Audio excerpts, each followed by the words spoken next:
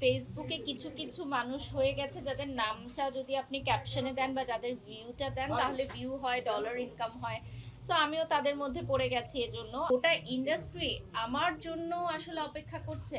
আমি আসলে না বাহিরে গেলে বুঝতে পারতাম না। আমি তো কাজের পারপাসেই গেছিলাম। অনেকেই হয়তো দেখেছেন আমি এখন ইন্টারন্যাশনালিও কাজ করছি। সো বাংলাদেশের মেয়েরা দেশের বাইরে গিয়ে লাইভ প্রেজেন্টেশন করছে, এটা আসলে আমাদের দেশের জন্য অনেক বড় একটি নিউজ আমি মনে করি।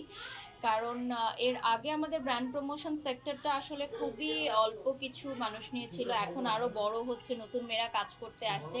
সো এইটা মাত্র শুরু আমাদের যাত্রা। আর ইন ফিউচার আরও অনেক মেয়েরা কাজ করবে, ইন্টারন্যাশনালি কাজ করবে, আমাদের দেশে কাজ করবে। সো ঘোরার ফাঁকে কাজও হয়েছে, লাইভ প্রেজেন্টেশন হয়েছে। সো ভালো একটা নতুন অভিজ্ঞতা। ভাষাগত একটু সমস্যা ছিল যেহেতু আমরা দেশের বাইরে কাজ করছিলাম। সো তখন দেখা যাচ্ছে যে ওদের মালয়েশিয়ান ভাষা, অনেকের ইংরেজি, আবার অনেকের হিন্দি। সো কাজ করে নিতে হয়েছে। আর দেশের বাইরে যখন আমরা কাজ করতে যাই এত ফ্যাসিলিটিস থাকে না, আপনারা থাকেন না আমাদের সাথে, এত টিমের মানুষ থাকে না, একা একা সব কিছু করতে হয়। তো ওখানে একটু সমস্যা হয়েছে, তো এগুলো কাটিয়ে উঠে কাজ করে এসেছি। আসলে ফেসবুকে কিছু কিছু মানুষ হয়ে গেছে যাদের নামটা যদি আপনি ক্যাপশনে দেন বা যাদের ভিউটা দেন তাহলে ভিউ হয়, ডলার ইনকাম হয়। সো আমিও তাদের মধ্যে পড়ে গেছি এজন্য। আর আপনারা দেখেছেন যে রিসেন্টলি আমাদের ফেসবুকটা বা সোশ্যাল মিডিয়াটা আসলে এই ধরনের অ্যাক্টিভিটিসগুলো বন্ধের জন্য কিন্তু অনেক শিল্পীরা প্রতিবাদ করছে। ইনফ্যাক্ট অশ্লীলতা দূরের জন্য বা অশ্লীল অঙ্গভঙ্গি যারা করছে।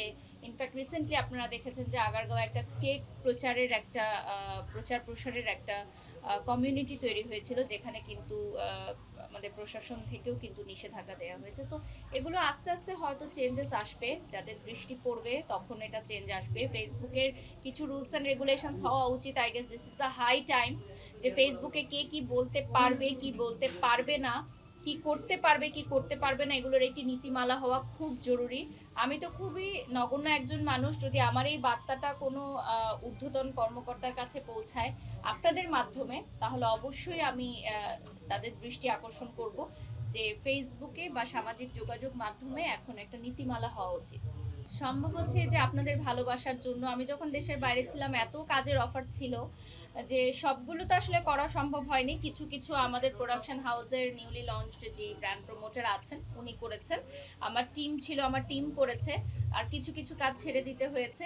তো এটা আসলে মানুষের ভালোবাসা, এবং আসলে আমার প্ল্যানিং ছিল প্রায় 1 মাসের বেশি থাকার জন্য, কিন্তু পারিনি। কারণ বাংলাদেশ থেকে এত মানুষরা প্রতিদিন টেক্সট ও ফোন করতো যে আপু আপনি কবে আসবেন, অনেক ইভেন্টস, অনেক কিছু থেমেছিল।